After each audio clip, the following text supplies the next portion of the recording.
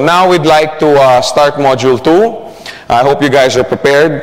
Our Module 2 is going to be starting on the right track. Okay? In this business, again, see, I keep talking about this business and other businesses because you will find in life that what's successful for one endeavor also proves to be a successful technique or frame of mind or work ethic for another endeavor. In fact, studies have shown that in production, in manufacturing, or in the corporate world, if you take somebody who excels in one department, let's say in accounting, and you take him and put him in marketing, most likely he will also excel in that department, okay? Because the same frame of mind, the same heart, the same work ethic that made him excel there will make him excel in another department. So I keep referring to this business and other businesses because really it's true. What you're going to learn in this business hopefully will also propel you into be a better person in the other aspects of your life. Okay, so when we say starting on the right track, we're talking about building the right foundation that will determine how effective a leader you will become and consequently how large an organization you will build. Okay. Bottom line, ultimately, all of us here would like to have large global organizations. Huge reaction from the crowd. We all want to have global organizations, right? Isn't that what we want? I mean, I have been in the background, so to speak, when it comes to e-commerce and you know, the computer, you know, I used to call these things rats. I didn't know, you know, all I know is this little rodent that my child uses for his computer. So I never really understood, okay, I never really understood what e-commerce meant on a global scale. Okay, and I tell this story a lot because I remember Muhammad Isa coming into the office before and, you know, oh, you know, on the e-commerce and the net, once we go on the web, and I'm like, yeah. See, because me, I know how to network only one way, one-on-one. I know how to build an organization only one way, one-on-one. Sit down, train your group, you know, have home meetings, etc., etc. And I used to be like, yeah, right. And then pretty soon, I find out that because of e-commerce, Mr. Isa now has a huge line growing in Sweden. Not only did he open up Sweden, but it's now, you know, growing. He used to come to my office and say, Joe, look, from Alabama. Joe, look, from Sweden. Joe, look, from Switzerland. Joe, and I'm like, wow. You know, and he proved me wrong in this thing. You can build this if you do it right on e-commerce, okay? But again, you also have to build a large organization through your leaders. Okay? So anyway, that's one thing that I'd like to really focus on tonight in this module is how to build a large global organization. Okay? Of course, we don't want our organization to be just in our neighborhood. Okay? It starts that way. It starts with your friends, your relatives, your office mates. But if you do it right, you will see that your organization will go into countries where you may probably never even have been. Okay? So that's what I'm talking about when I say that the foundation will determine how effective a leader you will become, okay, for your organization. Because every organization needs a leader. Okay? So we're going to talk about foundation building. Okay? Before you do anything, you should talk about your foundation. Many times I have people coming to the office saying, oh, Joe, you know, I want to go to this country and that. Oh, I know, you know, this. And I'm like, wait, you know, have you had any training in this business? Would you know how to make a presentation when you go to that? No, you're supposed to go there with me. Wait. You know, like Kuna so efficiently pointed out, I can't be in 100 places all at once, although I probably have enough flesh to go around in 100 places, but I'm working on it. Okay, so we're going to talk about foundation building, okay? And for me, in this business, the best foundation, okay, the best foundation in this business is you. You have to start here, inside, with yourself. You have to realize that you are going to be the cornerstone of your organization. The first thing that you have to do, like I was saying earlier, is get educated. Okay? Learn everything you can about the industry. Okay? Like I said, it's been a long, colorful, profitable, world-changing industry that we're in. Okay, it's something that has changed people's lives, made them independent. It espouses free enterprise. Okay, it's something that has changed the face of this earth. Okay, you have to know about the company. Okay, I don't want to go into that. We went into it in our other module. Everything you can about the company, about GoldQuest. Stay abreast of all the current events. Okay, get hold of all the quests. You know how we have this newsletter that we come out with. Okay, if you don't have it available with you, you can download it on from the web. Okay, from our web page. Everything's going to be there. Okay, so stay abreast with everything that's happening. Okay, then also the plan. You should always know everything. Okay, about the plan. Not just how much money it can generate if you do this.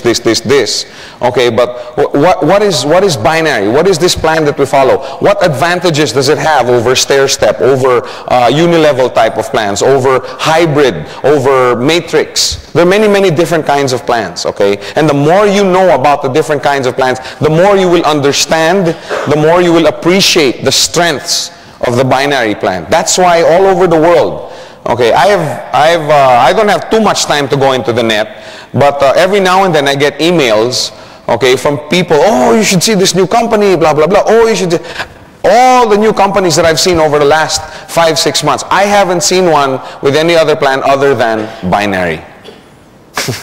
Okay, it's all binary.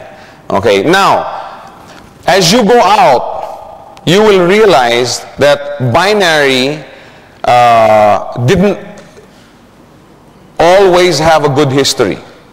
Okay, and I'd like to explain that. One of the things you're going to have to learn if you want to do this business properly is learn how to handle objections, correct? How many had objections when they first started doing this business? Did you join right away?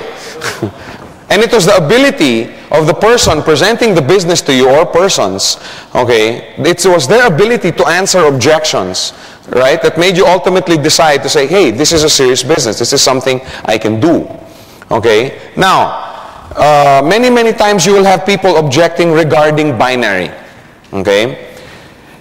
The reason that binary had some bad associations, okay, because, oh, it's illegal, oh, companies with binary never last, okay, oh, of course, the same people that are saying this, okay, don't say, yeah, the companies that use stair-step plans, many companies also close, many companies also, you know, in other words, it's not just the binary. Now, the reason, okay, in my opinion, that the binary had a bad, quote-unquote, name in the market, okay, and glad to say it's changing now, okay, because of the success of other companies like GoldQuest that are using the binary plan. In my opinion, the reason that they had a bad name, and I'm sharing this with you so you can answer objections later on with regards to the plan that GoldQuest has chosen, is that binary is very powerful, it's very strong. Okay? Now that's one reason why binary had a bad name. Okay, but again, I would like to point out, there are also many other companies that have cheated the public, that have used other plans. It's not just binary, it's just that now, since binary is so fast, okay. Now another thing that I noticed, I do a lot of reading, as much time that I have reading on the industry. Many books on direct selling, you know, multi-level marketing, referral, and all that. So I started looking and skimming through them, and many of them, you know, how to choose the right company, how to choose the right program, the differences between this program and that program. And I found out that many of these books didn't even have binary. They didn't even have binary on their list, so to speak. Okay, because it's so new. Okay, binary is so new. Now, the legitimate companies that wanted to use binary, I know of at least 4. Okay, legitimate companies, I mean, you know, people with, companies with people behind them that, you know, wanted to do honest business, that wanted to grow their businesses. But since the binary plan was so new to them, that they came up with a system that was not, that, you know, that didn't work, basically. Some paid out too much, okay, some, you know, just some, most of them didn't work. And many companies closed because of that, okay. Now, that's what gave binary basically a bad name. But now, on the rebound, there are many companies, I happen to feel GoldQuest is one of the best of them, that are using binary for the positive. Okay, in fact, if you notice, all the new companies now are binary because of the success and the integrity of companies like GoldQuest that carry on business in a manner of integrity. So see, it helps to know these things. Of course, I'm just, explaining the difference between binary and other plans, and, why binary came to be this way and why it had this kind of name. But it helps to know these things. Okay, it helps, because let me tell you, there's nothing more demotivating than having a leader who knows nothing about a business. And I must stress that I put brackets or quote unquote on the word leader. Okay, because if he doesn't know anything about this business, he has no right to be called a leader or to call himself a leader. Okay, isn't it demotivating when you've just started in the business, okay, and you're there, you're all excited, right? And you come up to your leader, the one who referred you to this business. Hey, what's maxing out? What's cycling mean? And the guy's like, well, I don't know. Go look in the web page. And okay, how many cycles can you do in one day? Gee, I don't know. I mean, could you be motivated if you had a leader like that? On the other hand, it's so inspiring to have a leader who can lead, not with hype, but with heavy-duty knowledge. I mean, you ask the guy about something, he knows. Okay, I pointed out Ranjit, but the same goes with Tony Kong and Muhammad Isa. I've sat there in the office and watched these guys when they have new customers coming in and new leaders in their line coming in, and they have these sessions where these guys, hey, what about this? And they sit there and they answer one by one all the questions. They sit there and do their trainings, and these guys walk out of the office on fire. You know why? Because they know they have somebody that they can look up to. They know that they have a leader that they can count on. Okay, so it is so inspiring, it's so motivating to have somebody that you can count on. Now let me ask you, what kind of leader are you? What kind of leader are you? Are you the kind of leader that your organization wants to gravitate towards? Or are you the kind of leader that people want to avoid because, better not go to Joe, he doesn't know a thing. Heavy-duty knowledge. Because from heavy-duty knowledge comes wisdom. The more knowledge you have, that eventually turns into wisdom. I had a very, very interesting conversation with Ranjit as we were finalizing the PowerPoint. We're fixing and doing some editing. And he said, it's so nice because I've been doing the same training with my group. And he says, everything starts in your imagination. And I was like, wow. I was trying to concentrate. I was like, yeah, that's right. Okay, I mean, people take for granted what imagination can do. I mean, can you imagine Albert Einstein? Think of the imagination that this guy must have had, thinking about splitting the atom. I mean, how? I've always wondered about that. Okay, who was the first guy that ever cooked meat or vegetables? You know what I mean? Have you ever wondered about that? What made a guy invent, let's say, I don't know, gunpowder? What made the guy invent the airplane? What kind of imagination? You have to have imagination. You can't forget how powerful that is. How many here can imagine their organization 2 years from now? From that imagination, now it slowly becomes vision. And now the processing of that vision, when you have that vision, you have a quest for knowledge. You want to know more. How can I go towards that vision? So because of that quest, now you get knowledge. Then the vision with the knowledge now turns into wisdom. It's a whole process. From imagination, going into vision, going into knowledge, and going into wisdom. You have to use all the tools necessary. Because like I said, if you want to build a large organization, the best foundation is you. Learn how to use every God-given skill, talent, knowledge, wisdom.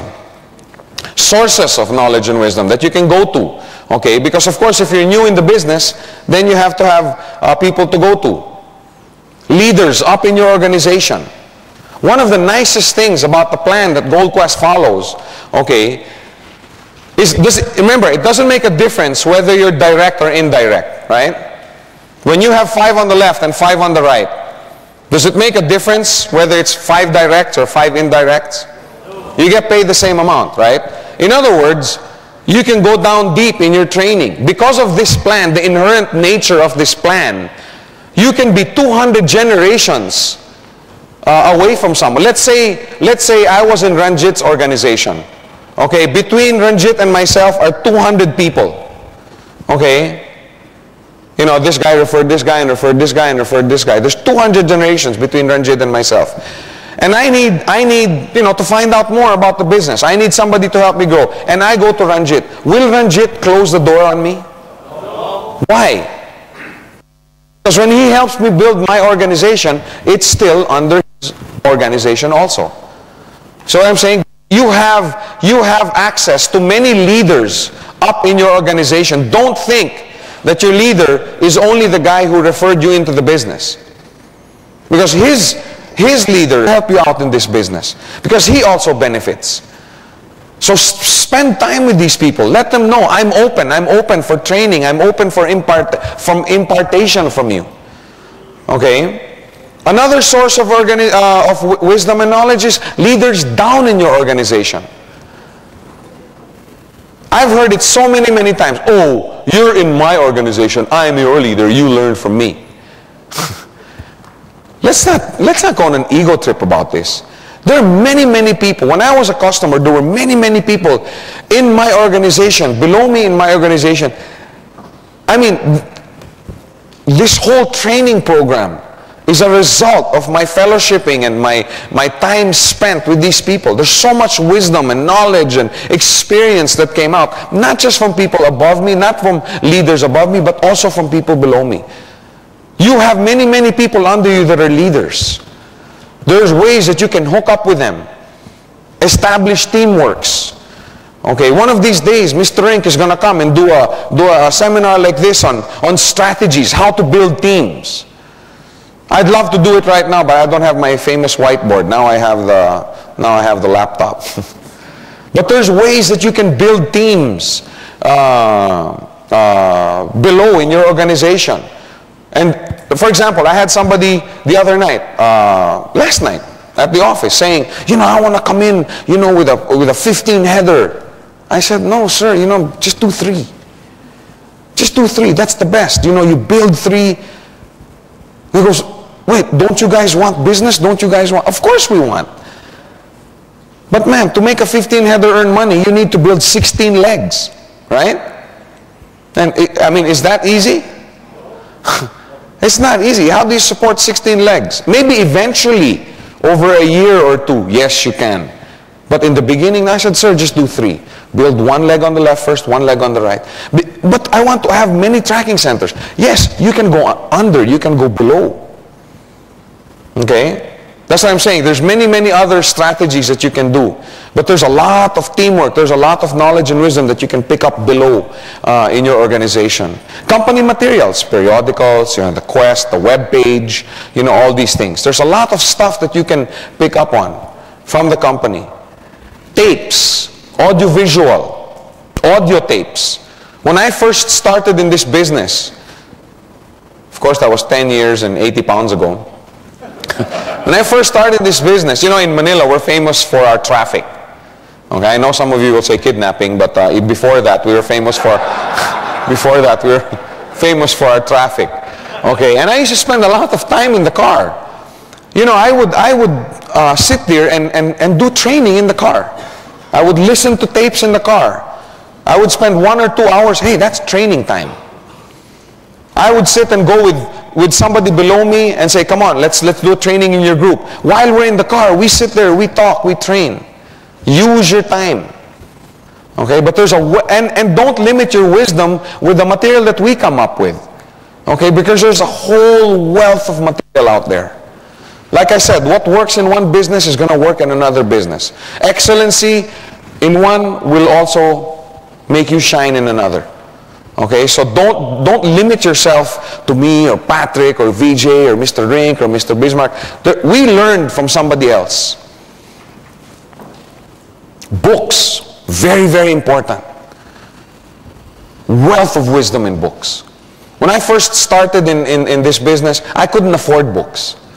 Okay, I was in traditional business really grew, and I was sitting on top of the world, and then one thing led to another. My partner and I had a falling out. Bottom line is I ended up with nothing, the next day and owing half the world.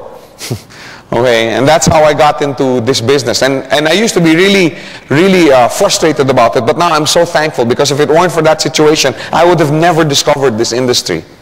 But anyway, I knew God works in mysterious ways. Really, I came to know this wonderful industry because of that incident in my life. But anyway, I knew I had to go get educated, okay, in this business. So I would go out to, what's the equivalent of your MPH? We call it National Bookstore in the Philippines. I would go there and start reading books. Okay, I couldn't afford to buy them. Okay, so I'd take them out of their plastic sleeve. Okay, and you could always tell when I was going to National Bookstore. You know, I'd be in my shorts, rubber shoes, you know, t-shirt, comfortable, and I'd sit there, take it out of the plastic sleeve and read. You know, for 1-2 hours, read about the business, the industry, blah, blah, blah. And then I'd close it, you know, I'd hide it behind other books, and then I'd go, okay, and have lunch and come back after lunch break. And then I would come back. No, really, I'm serious. I would come back, pick up the book and pick up where I left off. And I'd have, you know, sir, no private reading. I'm like, no, I'm reading in public. This is not private reading. This is okay. But that's how I started. Company meetings. How do you learn how to present the business? Go watch somebody do it, right? I would go almost every night to all the meetings that the company had, just trying to soak up all the excitement, all the wisdom. I sat there and listened to all the different types of presentations. This guy would present the business in a different way. This guy would present the business. And I started identifying, okay, I think this way will work best for me. I think this way will work best for me. And I started putting together my own presentation. I was saying earlier, one of the skills you need to succeed in this business is how to answer objections. The other one is how to make an effective presentation. So that's one of the first things, and the first thing is I endeavored to learn, and you do that by listening to others present. Go to company meetings, go, you know, make use of it. Remember, you're in the business of impartation. The more you know, the more you can pass down to your existing and future leaders. Okay, if you know nothing, you pass down nothing. It's that simple. I don't know how graphic you want me to be.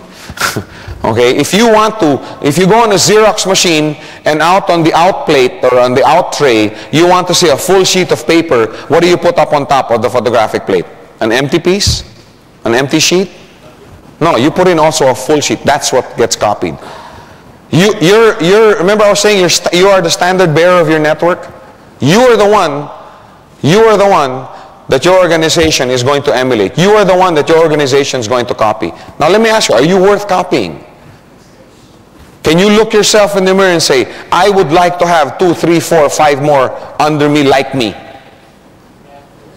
Some are saying yes, some are saying no. I don't mean any offense. Like I said, we don't have much time with each other. I must speak the truth. I asked your permission, remember? The more knowledge you have, the more confidence your organization will have in you. Okay, I just want to reiterate that point again. You want to acquire knowledge and wisdom not just for your sake, but for the people below you. Because let's face it, if you want to be successful in this business, you need to have an organization. The next building block of your foundation is setting up a home office. Okay, you don't have to go out, you know, and rent at the Petronas, 1,000 square meters or 10,000 square feet of office space to do this business. No, you don't. We're structuring the web page. How many have seen the new design of the web page? Isn't it much better than the old one? We're designing that so that you don't have to go anywhere to do business. Everything can be done on the web. Okay, but still, you still should have a home office. Okay, in other words, you don't have to have an office in the traditional sense of the word. Okay, I built other businesses, I built organizations in other businesses, okay, from my home. Okay? Your real capital in this business is time. Right? Is it the $430? Is that your capital? I'm only hearing one or two people say no. Think about it. Either yes or no. Is that your capital? No. No. You're just buying a coin. That's all you're doing. Right? What is your real capital in this business? Time. Time, effort. That's your real capital. Okay? Now, if I were to put up, let's say, a computer shop, let's say all the money I had in the bank was, let's say, 100,000 ringgit, and I set up a computer shop. Okay? And that computer shop failed for some reason. Okay? I can't afford to make it fail because that's all the money I have. That's all the capital I have. But if Bill Gates were to put up a computer shop of 100,000 ringgit and that thing closed, will it make him bankrupt? What I'm trying to say is he can afford to lose more because he has more capital. I'm trying to address here the people that do this business part-time. How many endeavor in this business part-time? Okay, there's a lot of you out there. How many do this full-time? Also very good. Congratulations. But many of them started also doing this part-time. Okay, now when you're doing this business part-time, your capital base, right, is very, because time is your capital. See, if you only have 1 or 2 hours a day, okay, to invest into this business, you shouldn't waste that. If you only have 2 hours a week to do this business, you shouldn't waste that. Okay, time is your real capital here. That doesn't mean that if you're doing it full time and you have 8, 9, 10 hours a day that you can go around wasting your time. No. But you can afford to make more mistakes, right? Because you're just putting in more hours. But that doesn't mean that you should go around wasting time. Remember, okay, I don't have this on PowerPoint. You might want to take this down. One of the biggest advantages about this business is you don't have a boss, right? There's no pressure. There's no pressure from any boss. The only pressure you feel is yourself. Is the pressure that you put on yourself. I'm sorry. One of the worst things about this business is you don't have a boss. Hey, bosses are good because they're the ones that push us to reach our maximum. I know some, oh yeah, I do this business full time. But then when you go into his daily schedule, guy wakes up at 12, finishes his lunch break by 2:30. And he has to finish by 2:30 because he has to catch a 3 o'clock showing at Mid-Valley of, the movie. And he's out at 5 o'clock, just in time for an early supper, so he can finish by 7 to catch the next showing at Mid-Valley. And he has to catch the 7 so he can have a late supper at 9:30 and be in the disco by 11. But I don't work. I do Gold Quest full time. That's what I'm trying to say. Okay? Doesn't mean that just because you don't have a boss that you can go around and waste your time. Always remember that. Your capital in this business is your time. If you're doing it part-time, then the more you should guard this capital. Make sure you don't waste it. And the way to be more efficient at managing your time is setting up a home office. You have to get organized, okay, in order not to waste your time. Okay, now the way to get organized, okay, in your home office, you should have company materials, brochures, profiles, newspapers, etc., etc. Okay, you should have a stack of them. You know why? Because you don't want to have just one, right? And then you go to a presentation and say, oh, can I have this brochure? I'm going to discuss this with my wife. Now you have to go back all the way to the office. You see what I'm trying to say? Now in Manila, going back to the office from your house sometimes takes 2-3 hours of our traffic situation. Now here, it may only take 1 hour or maybe 45 minutes or 30 minutes. But hey, you still don't want to waste 30 minutes or 45 minutes or 1 hour. You could spend that time sitting down and showing the business to someone, or sitting down with the group or 2 or 3 of your people and training them. Don't waste your time, okay? That's the reason why you should have stuff in your house. Have some brochures. Wherever you go, you should have them. You should also have profiles and downloads from the websites. Because many times it keeps you abreast with all the most recent things that are happening with the company. You should have files of your genealogy report. How many have files of their genealogy report? You know why this is important? Why is it important to you guys? Number one, to track your growth, right? And number two, when people say, hey, does this work? Yeah, look at my organization. This is my genealogy. Look, these guys, I don't even know them, but I trained these guys who trained these guys, and now my organization has grown. That's what you need a genealogy report for. Your checks. You should have files of your checks. Oh, have you made money? Yes, I have. Look. This is a testimony business. That's the reason why you have to have your checks. To prove to people that it works. If you just started in the business, of course you're not going to have a check, you're not going to have a coin. Have copies of your friends' checks or your leaders' checks. In other words, if you don't have your own testimony yet, use somebody else's. Right? Now, I don't think there's anything wrong, you know. Joe, how much have you earned already? Well, I haven't earned yet. I just started 4 days ago. Okay? Yeah, this business is not good. You haven't earned it. Hey, I've been in this business a week. I've spent most of this time just training. So I haven't earned yet. However, my uncle who brought me in is now doing about $1,000 or $1,500 a week. And he's only been in 3 months. Really? Yeah, look, here are his checks.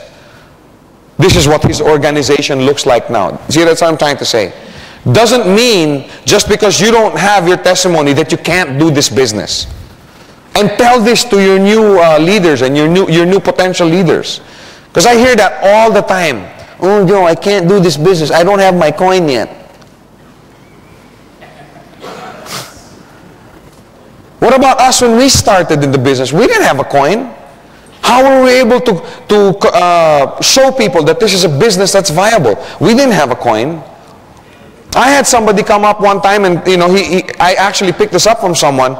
He also didn't have a coin. And, oh, I want to see the coin. I'm not going to do this business to see the coin. Yeah. So the guy just took out, you know, one ringgit and said, hey, look, it looks exactly like this except it's gold. Yeah. So now I use that all the time. When I go to meetings and, you know, everybody thinks I always carry gold coins. Joe, do you have a coin? This guy wants to see a coin. Well, here's one. Well, that's just 1 peso. Well, it's a coin. Yeah, but we want to see one of Gold Quest coins. It's the same, except it's gold. It's round. It has 2 sides. I mean, how low-tech do you want to be? Okay? People take you more seriously if you have business cards. You can't go around, you know, oh, you know, Aaron, this is a fantastic, oh yeah, Joe, this is great. You know, you're in McDonald's. Oh, Joe, how can I call you? What's your number? Give me that napkin. It just doesn't sit right. You know what I'm saying? Oh yeah, I have my business card. Here it is. You know what having a business card does? Okay? When you give your business card to someone, this connotes that, number one, I'm proud of what I'm doing. I've put my name, I've put my stamp on this endeavor. I'm proud of it. And I'm taking it seriously enough that I've invested in my own cards. That's what you're saying when you give a business card over. People would ask me, Joe, what do you do? I'm a prosperity trainer. I teach people how to earn money. Hey, that's what you guys are. You should also have your own mobile phone, okay? Or beepers, where applicable, okay? I read a test one time. I was a manufacturer before, so I used to read a lot of these productivity tests and production tests. And I read this study once where they had 2 groups of people, okay? Let's say a group of 10 here and a group of 10 here. All of them basically the same educational background, same IQ level. They were chosen, okay? Now, they were given the same set of tests. They had to wear headphones and all these distracting noises, you know, sirens, loud rock music, you know, dogs barking and crowds cheering. On the other side, the other 10, they also had the same thing, you know, the noise and everything. But the group over here had a little switch where they could turn off the sound. Okay? Now, of course, the results were not surprising. Who do you think scored higher? This group or this group? Yeah, the group with the switch scored higher. Okay, that didn't surprise the researchers. What surprised them was not one of the people in the group actually used the switch. No, really. Just the fact that they knew they had control over a situation made them perform better. Okay, not one of the people, not one of the participants used the switch. In other words, they had the same noise, they had the same distractions, but they performed much better. The point I'm trying to make here is when I would have new people coming into my organization, okay, I give them my business card, and I give them my home phone, my hand phone number, and my beeper. And I would tell them, if you're going out to see a client, okay, I was involved in another business that was very technical, okay, and a lot of training. Many times people wouldn't go see prospective clients and customers simply because they were so scared you know, that the demos would fail and the tests would fail, or they would be asked a question that they couldn't answer. I mean, let's face it, nobody likes to be embarrassed. So I would tell them, I'd give them a card and I'd tell them, if you ever are in front of anyone, okay, and you can't answer the questions that they're asking, just give me a call. Just call me on my hand phone. That motivated them so much. They went out and started doing their own presentations and product demos. Hardly anybody ever called and asked. Really, hardly anybody called. Just the fact that they knew that their leader's number was in their pocket and he was a phone call away motivated them already to go and do the business. Okay? Always remember that. Let the people in your organization know that you are available. Okay, and they will feel more confident. Now, the cornerstone of your foundation, we talked a little bit about it earlier and how important it is. And I know many times that people think that this word is overused. Okay, I hear everybody talking about this. Okay, so let's analyze carefully what a vision does for you. Okay, let's quantify it. Let's not make a vision a nebulous word. Okay, vision this, vision that. Let's quantify. What does a vision really do? Number one, it determines your direction. Okay? For example, if somebody lived in Kuala Lumpur and wanted to go to Johor, okay, where would he go? If his vision was to go to Johor, where would he go? Where's south? Let's say this is south, okay? For reference purposes, let's say this is south. Let's say Johor is that way. If you know you're going to Johor, you know you're going in that direction, right? Having no vision is like a guy waking up in the morning and saying, okay, today I want to go somewhere. Where do you want to go? I don't know. So how does he know what direction to go? How does he know what route to take? How does he know what bus or what car what route to take with his car? How does he know what time he's going to get there? And most important, how does he know if he's going the wrong direction? He doesn't know. He's not really going in it. But if he knows he was going to Johor, and he knows he's going in that direction, and he takes a bus that says going to Ipoh, you know what I'm saying? Then he knows that he can correct himself and go the right direction. That's what a vision does for you. It sets you on the right path. Okay, many people have absolutely no idea where they're going. They don't know what time they're getting there. They don't know what route's going to take them there. They don't know how long it's going to take. They don't know if they're going the wrong way. I know. I went around for many years in my life without a vision. And I just kind of went where the wind would blow me. Oh, one day it was here. Okay, I'm there. One day it's here. But when I sat down one time with my discipler, and he gave me a vision of where he thought my life should go given the circumstances I was in, then that's the time my life started moving in a predominantly forward direction. So remember, a vision determines your direction. I always talk about Tiger Woods because, Tiger Woods is one of my favorite. Well, it still is Michael Jordan. Michael Jordan is still the hamana of all basketball players. Okay, but even Michael Jordan idolizes Tiger Woods because the guy is just a really good golfer. But his vision was to be the best golfer of all time. He didn't take up swimming. You know what I'm saying? Because of his vision, he took up golf at an early age. Bill Gates had the vision to put a PC in every home. He didn't go into the lumber industry.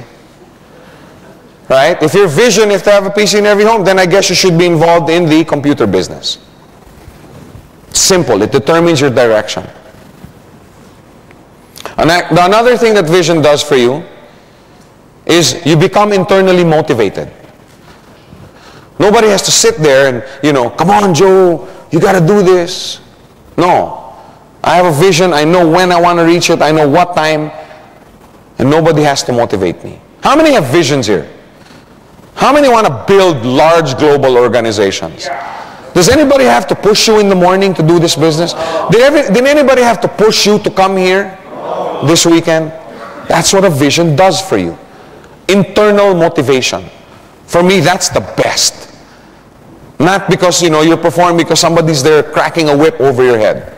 No, because you want to fulfill your vision. That's the best kind of motivation there is.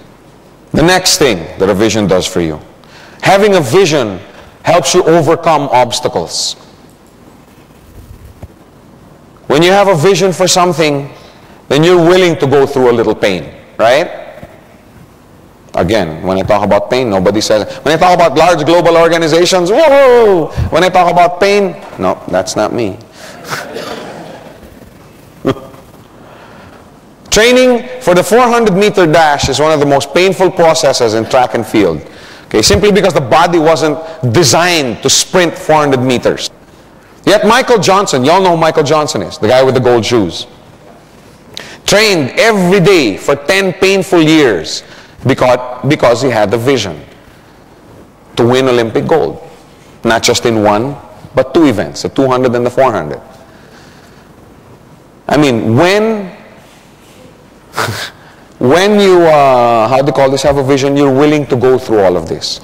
You're willing to go through a little pain because you understand that it's the process.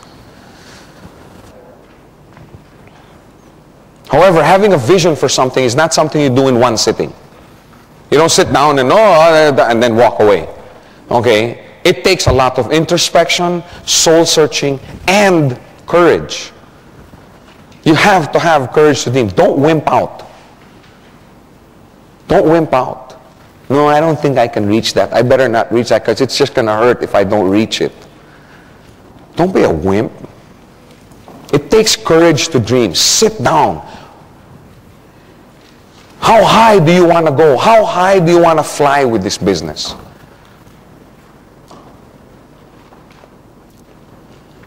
I always tell people in my training and my children, when you establish your visions and your goals, have what I call the 50-50 rule, 50-50% rule. If you have a 100% chance of hitting your goal or likelihood of hitting your goal or your vision, then it's too low. You know what I'm saying? It's too low. I want to be a high jumper someday. Someday I'm going to jump 1 foot. I mean, if you have a 100% chance, then it's too low. If you're going to set a goal, set it high. But don't set it so high that even if you're only 50%, you think you're a failure. You have to give yourself 50% chance of failure, but that 50% is still an achievement above other goals. You see what I'm trying to say? That's the standard I set for myself. If I'm going to set a goal, I'm going to set it high. I give myself the 50-50 rule. But sit down, okay? It takes a lot of time. And one good way to help you see your vision for this business, and for anything else basically, is to sit down and think, what are my compelling reasons for doing this business? What are my compelling reasons? Why am I doing this? Why am I doing Gold Quest? Why am I pursuing the Gold Quest dream? I have to write it down. What is it that I have a burning desire for? Identify it, because I'm telling you, that's gonna determine your work ethic, determine your directions. Compelling reason number 1 for me, at least with my list. You want to know my compelling reasons? Have you sat down? Because it's really something that you have to go through. Number 1, compelling reason number 1, I don't want to grow old poor. I want to work hard now while I'm young. Okay, I'm not so young. I'm already 28. Okay. I have nothing against poor people. It's the poverty that I don't like. You know what I mean? I mean, I've been with and I've been without. And frankly, I prefer with. Okay, I don't know about you guys. Compelling reason number 2, I don't want to be in debt. I've been in debt once. I don't ever want to be in debt again. And I figure, you know, if you make $1 million a month, you probably won't be in debt. As long as you don't spend $2 million a month. Okay? Which is another seminar in itself, financial management. Okay? Compelling reason number 3. Okay? Well, for those of you who don't know me, I'm married, I have 5 kids. My wife is my queen. My wife is my, I know it's old-fashioned, but she's, you know, she's my queen. And a queen doesn't worry about, you know, the bills, the amortization, you know, and oh my gosh, how am I going to put food on the table tonight? No, a queen enjoys the kingdom that her king has built. That's for me. That's... Now, I'm not saying... Now, when I married my wife, I promised her that I would be the best husband that I could be. And part of being a good husband is being a good provider. I'm not saying that money is everything. Okay? I'm not saying that just because you earn well, you're a good husband. No way. But part of it is being a good provider. Okay? I want my wife, you know, to enjoy her queendom, I guess you call it. I mean, do you ever go out with your wife to a restaurant and say, you know, and sit down and you want to have a nice time with your wife and you sit down in a nice restaurant, you open the menu, what do you look at? Nobody looks at the food, right? Everybody looks at the price. I mean, don't you want to sit down with your wife and say, honey, order anything you want? You know what I'm saying? I remember the days I'd sit down with my wife and, oh my gosh. And she's like, so, what do you want, dear? Oh, I'll have the pasta with steak. Why don't you have some coffee instead?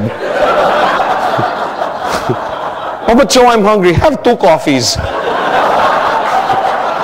You know that feeling? Or you're walking with your wife in the mall, you know, and she's like, oh, look at this dress. You know, it's so beautiful. And you're like, no, it's out of fashion. And she shows you a pair of shoes and you're like, it's not your style. Now, I don't think, I mean, I laugh about it, but I take it very, very seriously. And I don't think I'm alone in this room. I think all of us are the same way. And I want to give my wife, that's compelling for her. It keeps me awake nights. I want to be able to sit down in a restaurant with my wife, open the menu and say, what do you want, dear? And not have to say anything. Compelling reason for me. Compelling reason number 4. Okay. Bible says leave an inheritance for your children. Okay, and I have 5. Okay, and I want to leave an inheritance. I'd like, you know, each one to have at least, you know, the dwelling place, either a bungalow or a condominium. I don't know. But I'm working really hard. I'd like, you know, to leave them a nest egg of, you know, $1 million each. No, I'm not adopting. Okay, so no need to apply.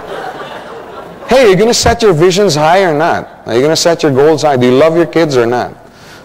I'm just saying, these things keep me awake. It's compelling for me.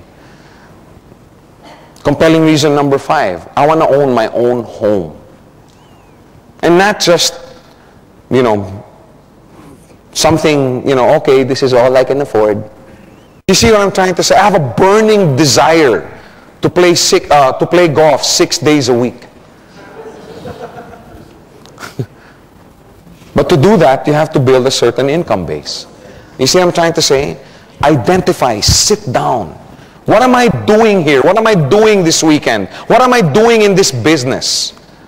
Why am I here? What are my compelling reasons? Am I here just because, you know, wow, everybody else seems to be doing it? No. What are your compelling reasons? List them down. Sit down. Commit to paper your compelling reasons and your burning desires. Write it down.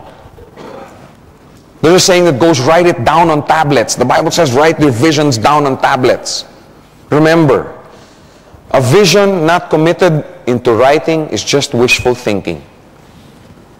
Okay? Sit down. That's why I say it doesn't happen in one sitting.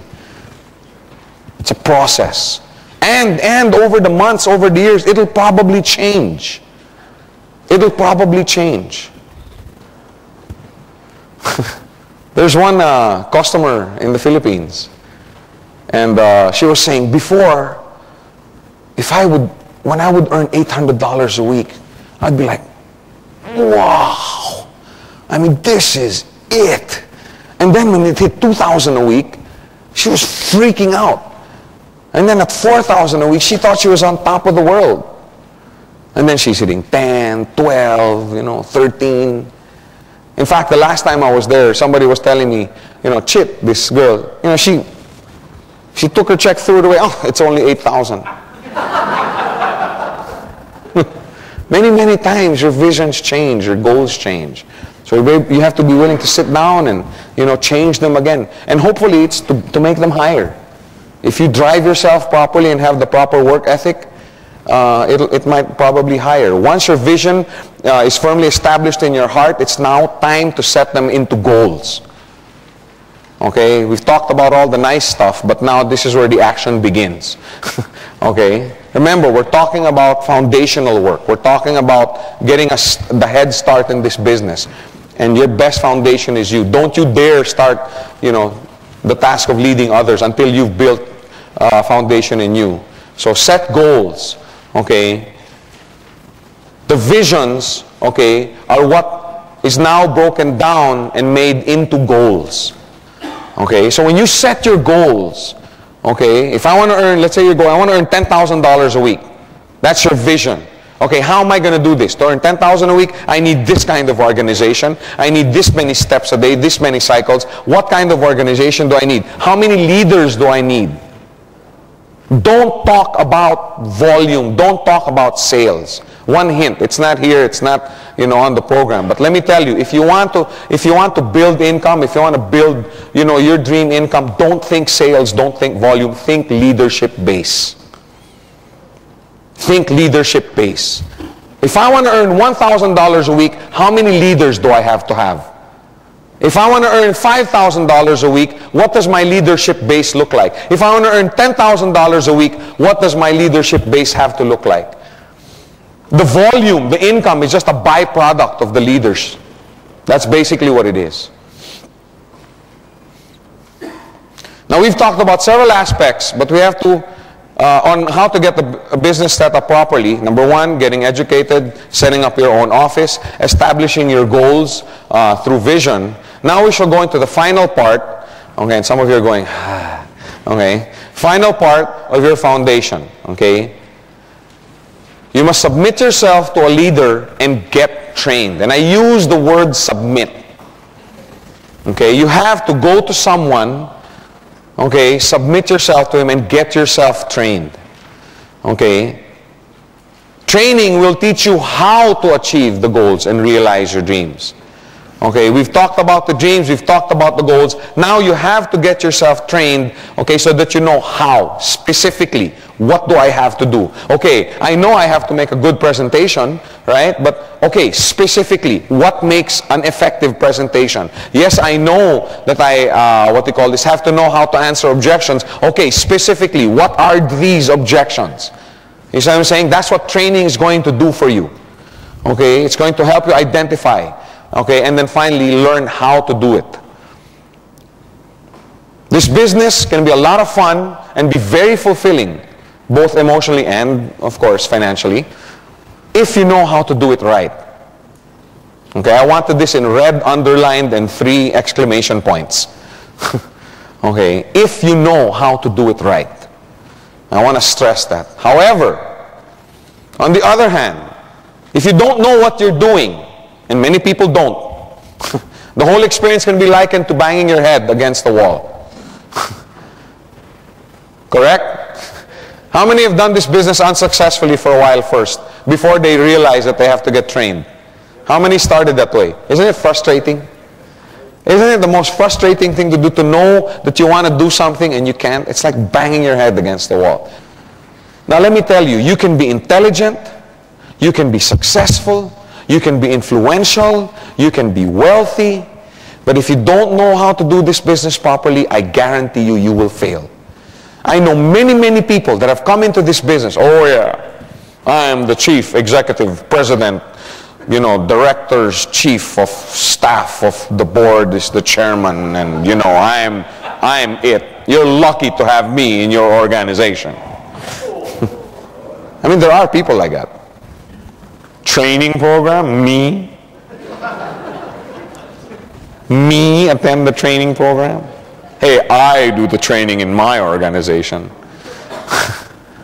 If you don't know how to do this business, you know what I tell people like this? Fine, sir, I'm sure you're intelligent. I'm sure you're an expert in your business. But in this business, you know diddly squat. Sometimes that's what it takes. You just have to sit them down and say, fine, you may be a great lawyer, but you don't know anything about this business. If you want to succeed, sit down, get training. If you're not willing to get trained, here's your draft. I don't want it. I don't care who you are. Here, I don't look for people that are qualified, influential. I look for people that are hungry. I look for people that have compelling reasons. I look for people that have burning desires and they say, Joe, these are it. Show me what I have to do and what I have to learn to achieve it. Those are the kind of people you want to work with. Those are the kind of people. I'd rather have 2 of those. I'd rather have 2 of those than 10 chiefs of industries who refuse to submit themselves to training. I'd rather have 2 that'll say, Joe, you tell me what I have to do. I don't care, whatever it takes, I want to achieve this goal. All you need are 2 or 3 people like that. Admit the fact that you don't know everything about the business and get training. How do you get training? Attend seminars. Okay? Don't limit yourself to, like I said, there's a wealth of knowledge outside. Hang around with your leaders. Pump them for information. Hey, I heard you had a successful meeting last week. What happened? What'd you do? Hey, I heard you have a really big group that's moving really, really well. Why? What did you do to motivate them? What did you do? Hang around. What do they do? Why are these people successful? Wouldn't you want to find out why Ranjit is where he is? Why Muhammad Isa has a network, and Tony Kong and Peter Ng and Patman? Don't you want to find out, Patrick? How'd you build your network? Hang around your leaders. Pump them for information. If you had, many of you are embarrassed, right? Oh yeah, but he might say I'm being too overbearing and blah, blah, blah. If you had somebody in your organization under you who's hungry for learning, are you going to get turned off with this guy? Why not? Because you wish you had 20 more like him. You know what I'm saying? People who are, hey Joe, teach me some more. Hey, I heard you're doing a business presentation. I'm not going to bring anyone, but can I go? I just want to pick up on some energy. I just want to learn some techniques. Go up. Master these 3 skills in training. You only need 3 basic skills. You have to know how to present the business effectively. If you want to succeed in this business, you must know how to present. There's 2 ways to present, effectively and ineffectively. Okay, you have to learn how to present the business effectively. Okay? Number 2, how to answer objections. You have to know how to answer objections. I know it's intimidating at times. Okay, especially if you don't set up the appointment properly, which we'll get into tomorrow in more detail. Okay, but really, once you learn how to answer objections, isn't it easy? And number 3, how to build your organization through support and training. Those are the only 3 skills that you need to really make it big in this business. You don't need an MBA graduate degree. You don't need a PhD course, doctorate. No, you don't need that. You just have to master these 3 basic skills. Now, of course, these 3 basic skills, have components. But let me tell you, a diligent student of this business Okay, when I say diligent, somebody who's willing to submit himself to training and somebody who will actually go out, okay, and do what he learned in training.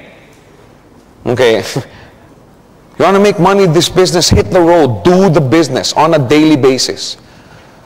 Because if you do it properly, the rewards are unbelievable. And I'm not just talking about financial rewards.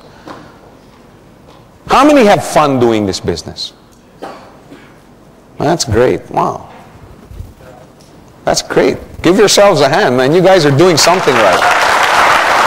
I didn't think there'd be that many. You guys are having fun. I'm having fun. You guys keep the business fun. Okay? Make sure you submit yourself to training. Find out what does it take to succeed. And believe me, this business can be something that will be global. Once you master these 3 skills, there's nothing that can stop your organizations from growing on a global scale. That's what we're looking at. We're not looking at a business that stops in Kajang or Johor or Singapore. No, we're talking about the world.